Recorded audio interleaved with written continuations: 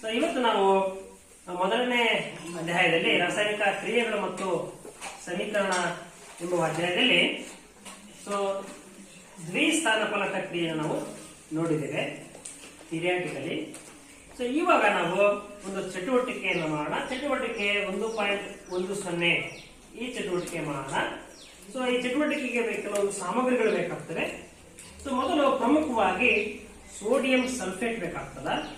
ಇದರ ಅಣುಸೂತ್ರ Na2SO4. ಏನು sodium sulphate ಅಣುಸೂತ್ರ ಏನು? ದೆನ್ ಬೇರಿಯಂ ಕ್ಲೋರೈಡ್ ಅಣುಸೂತ್ರ ಏನು? BSC ಅಂತ ಗೊತ್ತಿದೆ ಅಲ್ವಾ? ಓಕೆ, ಇವೆರಡು ನನಗೆ ಸಂಯುಕ್ತಗಳು ಬೇಕಾಗ್ತವೆ.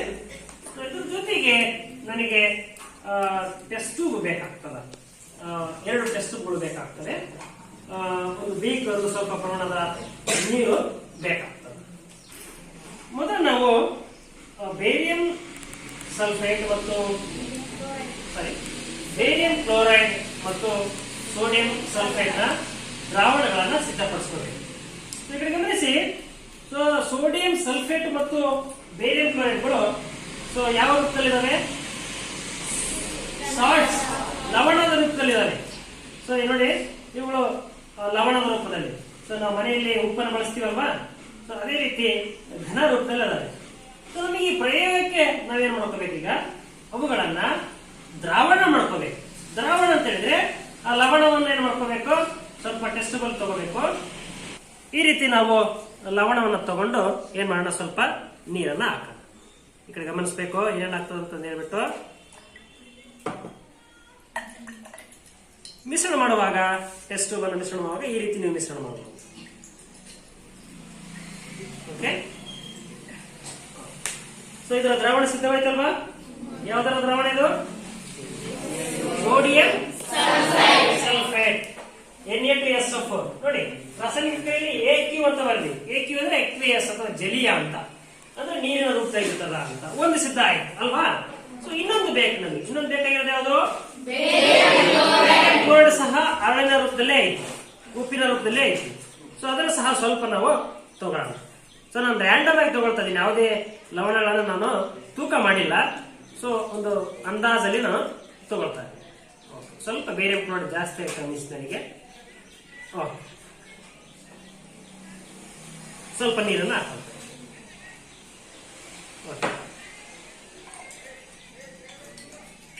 ಈ ರೀತಿ ಏನ್ ಮಾಡ್ಬೇಕು? ನಾವು ಕರೆಸ್ಕೋಬೇಕು. ನಮಗೆ 2 ದ್ರಾವಣಗಳು ಸಿದ್ಧವಾದ. ಒಂದು ದ್ರಾವಣ ಯಾವುದು? Sodium sulphate. ಸ್ವಲ್ಪ ಇನ್ನೂ ಸ್ವಲ್ಪ ಆಗ್ತದೆ, ಸ್ವಲ್ಪ ಕಡಿಮೆ ಆಗಿದೆ ಅದಕ್ಕೆ. ಓಕೆ, ಇದಕ್ಕೆ ನಾನು ಸ್ವಲ್ಪ ಮತ್ತಷ್ಟು ನೀರು ಹಾಕ್ತಾ ಇದ್ದೀನಿ. ಓಕೆ, ಈಗ ಸೋಡಿಯಂ ಸಲ್ಫೇಟ್ ಮತ್ತು ಬೇರಿಯಂ ಕ್ಲೋರೈಡ್ ದ್ರಾವಣಗಳು ಸಿದ್ಧವಾದವು. ಸೊ ಇಲ್ಲಿ ದ್ರಾವಣಗಳು ಅಂದ್ರೆ ನಮ್ಗೆ ಗೊತ್ತಿದೆ, ಸಂಪೂರ್ಣವಾಗಿ ಕರಗಿರುವ ಒಂದು ಸ್ಥಿತಿಯನ್ನು ನಾವು ದ್ರಾವಣ ಅಂತ ಕರಿತೀವಿ ಅಲ್ವಾ? ಅಂದ್ರೆ ಈಗ ದ್ರಾವಕದಲ್ಲಿ ದ್ರವ್ಯ ಏನು ಸಂಪೂರ್ಣವಾಗಿ ಕರಗಿರೋದು ನಾವು ದ್ರಾವಣ ಅಂತ ಹೇಳ್ತಾ ಹೋಗ್ತೀವಿ ಅಲ್ವಾ? 9ನೇ ಕ್ಲಾಸಲ್ಲಿ ಕಲ್ತಿದ್ದೀವಿ. ಸೊ ಈಗೇನ್ ಮಾಡ್ತಾ ಇದ್ದೀನಿ ನಾನು? ಈಗ ಸೋಡಿಯಂ ಸಲ್ಫೇಟ್ ಅನ್ನು ತಗೊಂಡಿದ್ದೀನಿ. ಈಗ ಸಂಪೂರ್ಣ ಕರಗಿದೆ ಅಲ್ವಾ ಇದರಲ್ಲಿ? ಇದೇನ ಕಾಣಿಸ್ತಾ ಇದೀನ? ಇಲ್ಲ. ಎಸ್, ಇದು ನೋಡಿ ಸ್ವಲ್ಪ ಬಿಳಿ ಕಾಣಿಸ್ತಾ ಇದೆ. ಇನ್ನು ಸ್ವಲ್ಪ ತೆಗೆದು ಮಾಡಿದ್ರೆ ಏನಾಗ್ತದೆ? ಅದು ಅದು ಕರಗ್ತದೆ. ಓಕೆ, ಸೊ ಏನಾದ್ರೂ ಗಟ್ಟಿ ಪದಾರ್ಥ ಇದೇನ ಇದರಲ್ಲಿ? ಇಲ್ಲಲ್ಲ. ಓಕೆ, ಬಣ್ಣಗಳು ನೋಡ್ಕೊಂಡಿದ್ದೀರಲ್ವಾ? ಓಕೆ, ಈಗೇನ್ ಮಾಡೋಣ? ಸೋಡಿಯಂ ಸಲ್ಫೇಟ್ ಇದೆ, ಬೇರಿಯಂ ಕ್ಲೋರೈಡ್ ಇದೆ. ಇದನ್ನ ಪರಸ್ಪರ ವರ್ತಿಸೋಣ. ಓಕೆನಾ? ಇದಕ್ಕೆ ಇದನ್ನ ಹಾಕೋದು, ಇದಕ್ಕೆ ಇದನ್ನ ಹಾಕೋದು. ಏನ್ ಮಾಡೋಣ? ಈಗ ಸೋಡಿಯಂ ಸಲ್ಫೇಟ್ ಬೇರಿಯಂ ಕ್ಲೋರೈಡ್ ಈಗ ಆಗ್ತಾ ಇದೆ. ಈ ಕಡೆ ಗಮನಿಸ್ಬೇಕು, ಏನ್ ಬದಲಾವಣೆ ಆಗುತ್ತೆ ಅಂತ ಗಮನಿಸ್ಬೇಕು. ನೀವು ಎಲ್ಲರೂ ಗಮನಿಸ್ಬೇಕು. ಏನಾಯ್ತು? ಯಾವ ತರ ಬಣ್ಣ ಬಂತು? ಹಾಲಿನ ಬಣ್ಣ ಬಂತು. ಬಿಳಿ ಬಣ್ಣ ಬಂತಲ್ವಾ? ಹಾಲಿನ ಬಣ್ಣ ಬಂತಲ್ವಾ? ಎಸ್. ಈಗ ನೋಡಿ, ನಾವು ಈ ಬಿಳಿ ಹಾಲಿನಂತಹ ಬಣ್ಣದ ನಾವು ದ್ರಾವಣವನ್ನ ಪಡೆದ್ವಿ. ಸೊ ಇದರಲ್ಲಿ ನಮಗೇನ್ ಬಂದಿದೆ? ಒತ್ತಡ ಬಂದಿದೆ ಅಥವಾ ಪ್ರಕ್ಷೇಪ ಬಂದಿದೆ. ಸೊ ಆದ್ದರಿಂದ ಇದನ್ನು ನಾವು ಪ್ರಕ್ಷೇಪಣ ಕ್ರಿಯೆ ಅಂತ ಕರಿತೀವಿ. ಪ್ರಕ್ಷೇಪಣ ಕ್ರಿಯೆ. ಸೊ ಪ್ರಕ್ಷೇಪಣ ಕ್ರಿಯೆ ಅಂತ ಹೇಳಿದ್ರೆ ರಾಸಾಯನಿಕ ಕ್ರಿಯೆಯಲ್ಲಿ ಕರಗದ ಪ್ರಕ್ಷೇಪಣ ಉಂಟು ಮಾಡುವ ಕ್ರಿಯೆಗಳಿಗೆ ಪ್ರಕ್ಷೇಪಣ ಅಂತ ಕರಿತೀವಿ. ಹಾಗಾದ್ರೆ ಪ್ರಕ್ಷೇಪ ಎಂದರೇನು ಅಂತ ಕೇಳಿದ್ರೆ, ಅಥವಾ ಒತ್ತಡ ಅಥವಾ ಪ್ರಿಸಿಪಿಟೇಟ್ ಎಂದರೆ ಅಂತ ಕೇಳಿದರೆ, ಯಾವುದೇ ಒಂದು ರಾಸಾಯನಿಕ ಕ್ರಿಯೆಯಲ್ಲಿ ಕರಗದ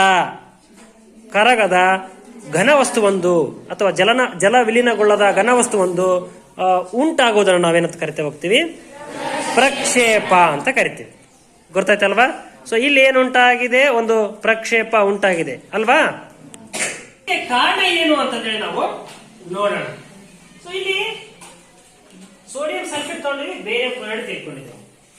ಈ ಜಲೀಯ ದ್ರಾವಣದಲ್ಲಿ ಇವೆರಡನ್ನು ಹಾಕಿದಾಗ ಸೋಡಿಯಂ ಸಲ್ಫೇಟ್ ಅಲ್ಲಿ Na2SO4 ಇದೆ, BaCl2 ಇದೆ. ಸೊ ಇಲ್ಲಿ ಅಯಾನುಗಳು ವಿಭಜನೆ ಆಗ್ತದೆ ಅಲ್ವಾ?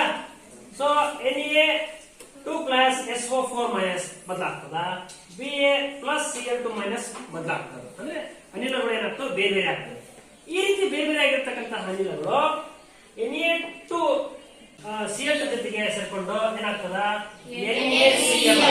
NaCl ಆಗ್ತದೆ. ಅಂದ್ರೆ ಸೋಡಿಯಂ ಕ್ಲೋರಿನ್ ಜೊತೆಗೆ ಸೇರ್ಕೊಂಡು ಸೋಡಿಯಂ ಕ್ಲೋರೈಡ್ ಉಂಟಾಗ್ತದೆ. ಸೊ ಅದೇ ರೀತಿ ಇಲ್ಲಿ ಈ ಒಂದು ಅಯಾನುಗಳು ಸೋಡಿಯಂ ಸಲ್ಫೇಟ್ ಅಯಾನು ಮತ್ತೆ ಯಾವುದು ಬೇರಿಯಂ ಅಯಾನು Ba2+SO4 Ba2+. ಈ ರೀತಿ ಪ್ರತಿವರ್ತಕದಲ್ಲಿರುವ ಅಯಾನುಗಳು ಏನಾಗ್ತವೆ, ವಿನಿಮಯ ಆಗ್ಬಿಟ್ಟು ಏನಾಗ್ತದೆ, NaCl BaSO4 ಸಂಯುಕ್ತಗಳು ಉಂಟಾಗ್ತವೆ. ಸೊ ಇದನ್ನು ನಾವು ಬೇರಿಯಂ ಸಲ್ಫೇಟ್ ಮತ್ತು ಸೋಡಿಯಂ ಕ್ಲೋರೈಡ್ ಅಂತ ಹೇಳಿ ಕರಿತಾ ಹೋಗ್ತೀವಿ. ಸೊ ಇಲ್ಲಿ ನಾವು ಸೋಡಿಯಂ ಕ್ಲೋರೈಡ್ ಅನ್ನ ಇದರಲ್ಲಿ ಕರಗಿರುವ ರೀತಿಯಲ್ಲಿ ನಾವು ನೋಡ್ತೇವೆ. ಸೊ ಇದನ್ನು ಸ್ವಲ್ಪ ಹೊತ್ತು ನಾನು ಇಟ್ಟಿದ್ದೀನಿ, ಏನಾಗಿದೆ, ಘನ ವಸ್ತು ಕೆಳಗಡೆ ಕುಳಿತಿದೆ. ಅಂದ್ರೆ ನಾವು ಸೆಂಟ್ರಿಫ್ಯೂಸ್ ಮಾಡಿದ್ರೆ ಏನಾಗ್ತದೆ, ಪ್ಯೂರ್ ಆಗಿ ನಾವು ಘನ ವಸ್ತುವನ್ನ ತೆಗೆದು ಅದನ್ನ ಪುಡಿ ರೂಪದಲ್ಲಿ ಸಹ ನಾವು ಅದನ್ನ ತೋರಿಸ್ಬೋದು. ಗೊತ್ತಾಯ್ತಲ್ವಾ? ಈ ರೀತಿಯಾಗಿ ನಾವು ದ್ವಿಸ್ಥಾನಪಾತ ಕ್ರಿಯೆಯಲ್ಲಿ ಪ್ರಕ್ಷೇಪವನ್ನು ಉಂಟು ಮಾಡತಕ್ಕಂತಹ ಕ್ರಿಯೆಗಳನ್ನು ನಾವು ನೋಡಬಹುದು. ಗೊತ್ತಾಯ್ತಲ್ವಾ?